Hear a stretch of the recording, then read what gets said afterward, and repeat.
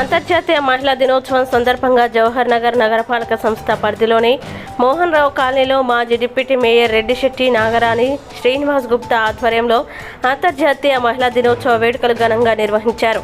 ఈ కార్యక్రమానికి ముఖ్య అతిథులుగా మాజీ మేయర్ దొంతగాని శాంతి కోటేష్ గౌడ్ పాల్గొని మహిళా దినోత్సవ శుభాకాంక్షలు తెలియజేశారు. ఈ సందర్భంగా మాజీ డిప్యూటీ మేయర్ రెడ్డిశెట్టి నాగరాణి శ్రీనివాస్ గుప్తా స్థానిక మహిళలతో కలిసి సంబరాలు చేసుకుంటూ కేక్ కట్ చేసి మహిళా దినోత్సవ శుభాకాంక్షలు తెలియజేశారు.